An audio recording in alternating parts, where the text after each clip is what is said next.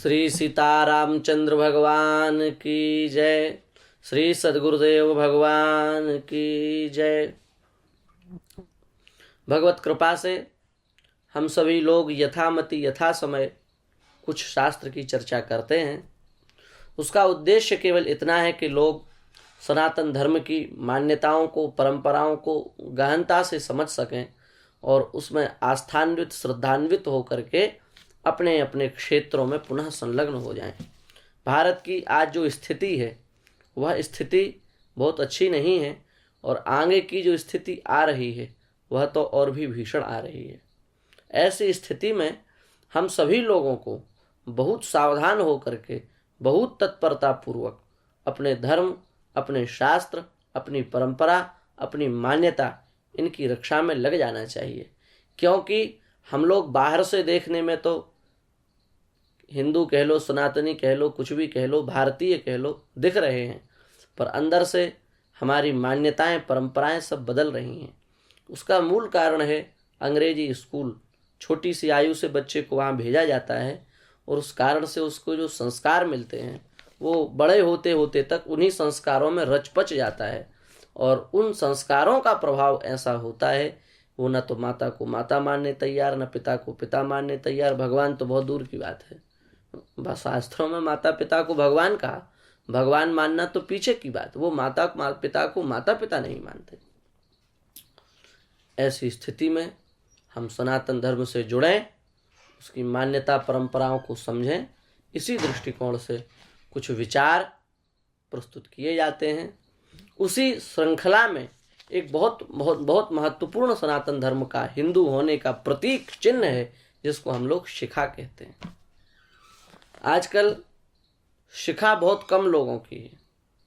शिखा रखने में लोग बड़ा संकोच का अनुभव करते हैं। कोई रख भी ले, किसी के माता पिता रखवा दें तो उसको चिढ़ा चिढ़ा करके उसकी कटवा देते हैं। अरे भैया, हर मत का, हर पंथ का एक विशेष चिन्ह होता है कि नहीं होता है? किसी के में दाढ़ी होती, किसी के में टोपी होती, किसी के में कुछ होता है, किसी के में कुछ होता है। उसी प्रकार से हिंदू होने की सबसे बड़ी जो पहचान है वो चोटी है, शिखा है। तिलक और शिखा यही तो बताते हैं कि आप हिंदू हैं। आज हम अपनी परंपरा को भूल रहे हैं, आज हम अपने धर्म को भूल रहे हैं और बड़े गौरव का अनुभव कर रहे हैं। भैया, हिंदू कहने के बाद जो शिखा नहीं रखता, हम तो कहते वो मुर्दा है, उसको हिंदू कहलाने का अधिकार ही नहीं है। हिंदू समाज में जो 16 संस्कारों की चर्चा है उसमें चूड़ाकरण संस्कार की चर्चा है। चूड़ाकरण संस्कार को बड़ा मुख्य संस्कार माना गया है और इसी संस्कार का संबंध शिखा से है। इस संस्कार का जो सीधा संबंध है वो शिखा धारण करने से है। चूड़ाकरण का अर्थ क्या है? चूड़ायाह करणम चूड़ाकरणम, सीधा समास कर दो। एक तो वो कर सकते हैं चूड़ा क्रियते अनेन इति चूड़ाकरणम, एक सीधा कर सकते हैं चूड़ायाह करणम चूड़ाकरणम। चूड़ाकरणम का तात्पर्य क्या? चूड़ा शब्द का अर्थ क्या है? इसके लिए कोश का अध्ययन करना पड़ेगा। जब कोश में आप जाएंगे तो शिखा चूड़ा शिखंडस्तु पिच्छ बरहे नपुंसके, अमर कोश। शिखा चूड़ा, चूड़ा शब्द जो है वो शिखा का पर्यायवाची है। तो चूड़ाकरण संस्कार का सीधा मतलब हो गया शिखा को रखना। बाल्यकाल में ही हिंदू परंपरा में शिखा रख दी जाती है और वो जीवन के अंत। अब आजकल तो महाराज जो अच्छे अच्छे पढ़े लिखे हिंदू परिवार के लोग, उनके घरों में शिखा नहीं है। ब्राह्मण परिवार में शिखा गायब हो गई। कितने दुर्भाग्य की बात है। जबकि पारस्कर गृह सूत्र, आस्वलायन गृह सूत्र आदि का आप अध्ययन करें तो वहां शिखा रखने का स्पष्ट शास्त्र विधान करता है। अथ एनम एक शिखस त्रिशिखा पंच शिखो वा यथै वैशाम कुल धर्म स्यात्। सूत्र ग्रंथों का अध्ययन करिए, वो कह रहे हैं एक शिखा, 3 शिखा, 5 शिखा तक का शास्त्र में विधान है। जिसकी जो परंपरा, जो कुल रीति हो, वो उस परंपरा, उस कुल रीति से शिखा को धारण करे, ऐसा गृह सूत्रों में आचार्य उल्लेख कर रहे हैं। चौलवत् तूष्णीम केशान्नोप्य स्नातम शुचिवाससम बद्ध शिखम यज्ञोपवीतम प्रतिमुंचन वाचयति।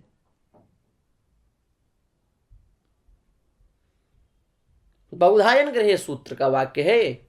इसमें देखो बद्ध शिखम ये विशेषण दिया गया पंडित जी। बद्ध शिखम, बद्ध शिखम माना शिखा बंधी हुई होनी चाहिए।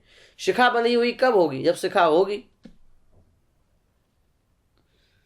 तो वहां बद्ध शिखम कह करके स्पष्ट रूप से शिखा धारण करने के लिए आचार्य विधान कर रहे हैं।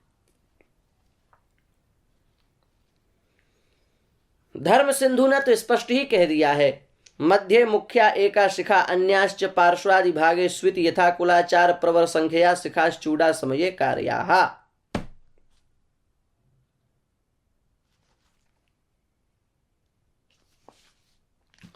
मध्य में मुख्य शिखा होती है। मध्य में जो शिखा होती है वो मुख्य शिखा होती है, और भी उसके आसपास फिर 4 शिखाएं बनाई जाती हैं, तो 5 शिखाएं कुल मिलाकर के हो जाती हैं। कुछ लोग 3 बनाते, कुछ लोग 2 बनाते हैं।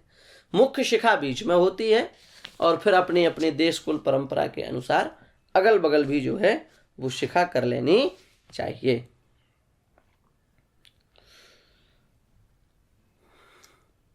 हम लोगों को भगवान की कृपा से अच्छे माता पिता मिल गए, और माता पिता मिल जाने के बाद में उन्होंने हमारी शिखा भी रख दी। अब हम स्कूल कॉलेज गए, वहाँ हमको हमारे मित्रों ने हमारी शिखा की हंसी बनाई, मजाक बनाई। हम अगले दिन बाल कटाने गए, हमने भाई साहब से कह रही इसको उड़ा दीजिए, उसने उड़ा दी शिखा आपकी। महाराज इसकी शास्त्रों में घोर निंदा है, शिखा के कर्तन की शास्त्रों में घोर निंदा है। और यदि किसी से भूल से हो जाए तो उसके लिए प्रायश्चित्त का शास्त्रों में विधान है, गृह सूत्रों में। शिखाम छिंदन्ति ये मोहात द्वेषात अज्ञानतोऽपि वा तप्त कृच्छ्रेण शुद्ध्यन्ति त्रयो वर्णात् विजातयः। 3 विशेषण दे रहे हैं यहां। मोहात, मोह से, प्रमाद में पड़ करके। द्वेषात, द्वेष पूर्वक, चिढ़ करके, अरे कुछ नहीं होता, ये सब झूठी बात, इस प्रकार से। अज्ञान तो पता ही नहीं था, काट दी तो काट दी, हमने कुछ कहा नहीं, इस प्रकार से महत्व पता नहीं था। 3 बात, द्वेष पूर्वक, अज्ञान पूर्वक और मोह पूर्वक। 3 कारणों से, इन तीनों में से किसी भी कारण से जो शिखा कटवा लेता है उसको तप्त कृच्छ व्रत करने का शास्त्र आदेश देता है। उससे उसके पाप की शुद्धि होती है। इसलिए शिखा कटवानी तो भूल करके भी नहीं चाहिए, और कटवा ली तो प्रायश्चित्त करे। और जिस समय प्रायश्चित्त चले उस समय लिखा है कि ब्रह्म ग्रंथि युक्त कुश की शिखा बनाकर अपने दाहिने कान पर रखे। विशेष स्थिति है। मान लो कोई, अब गंजा होते हैं कुछ लोग, उनके बाल ही नहीं होते हैं, खलवाट होते हैं, अब वो कहाँ से शिखा रखें? उनके लिए तो समस्या है ना, बाल ही नहीं है उनके। तो उसके लिए ब्रह्म ग्रंथि युक्त कुश की शिखा बना करके उसको दाहिने कान पर रखा जाता है, ऐसा शास्त्र का विधान है। इसलिए लिखा है अथ चेत प्रमादात शिखम वपनम स्यात्। यदि प्रमाद से कोई शिखा को वपन कर ले, कटवा ले, तत्र कौशीम शिखाम, कुश की शिखा को ब्रह्म ग्रंथि समन्विताम, ब्रह्म ग्रंथि से युक्त करके दक्षिण करणोपरि, अपने दाहिने कान के ऊपर आशिखा बंधात अवतिष्ठेत। आशिखा बंधात माने जब तक दोबारा शिखा ना आ जाए तब तक उसको वहां धारण कर ले। इस प्रकार की जो है शास्त्र की आज्ञा है। यज्ञोपवीत के प्रकरण में भी हमने एक दिन कहा था, सदा सदोपवीतिना भाव्यम सदा बद्ध शिखेन च विशिखम व्युपवीतश्च यत् करोति न तत्कृतम। यज्ञोपवीत यदि नहीं है, शिखा यदि नहीं है, तो जो कर रहे हैं सब निरर्थक है, सब व्यर्थ है, किसी काम को कोई फल मिलने वाला नहीं है। ये देवल स्मृति में देवल ऋषि लिख रहे हैं। व्यास स्मृति में भगवान व्यास शिखा के लिए क्या कह रहे हैं? विनायत शिखया कर्म विना यज्ञोपवीतकम राक्षसं तद्धि विज्ञेयं समस्ता निष्फला क्रिया। महाराज, संत लोग कभी अपशब्द का प्रयोग नहीं करते, बड़ी मर्यादित भाषा बोलते हैं, पर जो शिखा नहीं रखते उस पर भगवान व्यास इतने क्रुद्ध हो रहे हैं और कह रहे हैं कि जिसकी शिखा नहीं है, जिसका यज्ञोपवीत ब्रह्मसूत्र नहीं है, वो महाराज राक्षस है। मनुष्य कहलाने का अधिकार नहीं। ब्राह्मण क्षत्रिय वैश्य तो बहुत दूर की बात है, वो मनुष्य कहलाने का भी अधिकारी नहीं, वो राक्षस है। समस्ता निष्फला क्रिया, उसके द्वारा जितने क्रियाएं की जाएंगे वो सब निष्फल हो जाएंगे। इसलिए भैया, वेश की महिमा होती है, ये आपकी परंपरा का वेश है। शिखा धारण करना हिंदू मान्यता है, हिंदू परंपरा है, हिंदुत्व का सूचक है।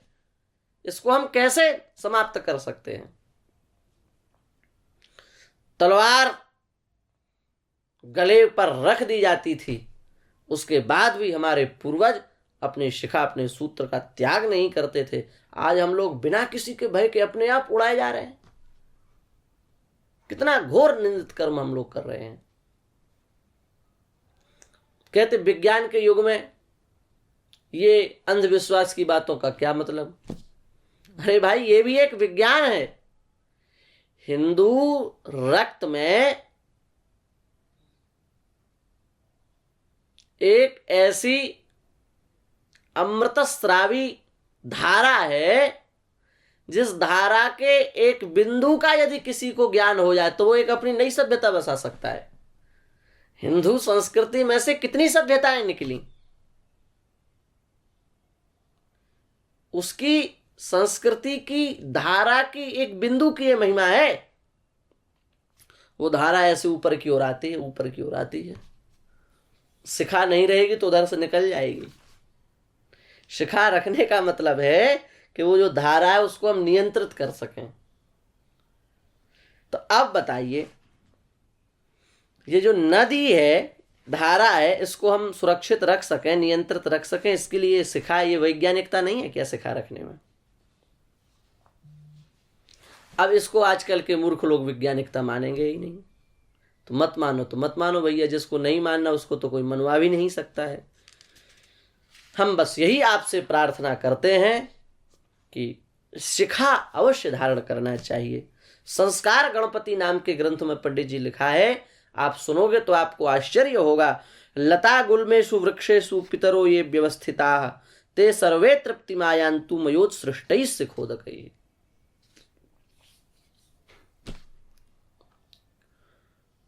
पेड़ हमको क्या नहीं देते आप बताइए? वृक्ष हमको क्या नहीं देते? छाया देते हैं, शीतलता देते हैं। वृक्षों की छाल से न जाने कितने प्रकार की औषधियां बनती हैं। वृक्ष हमें फल देते हैं, वृक्ष सूख जाने के बाद हमें काष्ठ देते हैं। हमारा कर्तव्य नहीं है क्या कि उन वृक्षों के प्रति हम कुछ कृतज्ञता अर्पित करें? संस्कार गणपति नाम के ग्रंथ में लिखा है कि शिखा जिस धारण करते हैं और जब वे स्नान करते हैं तो उनकी शिखा से जो जल टपकता है, उस टपकते हुए जल से वे वृक्ष तृप्त होते हैं।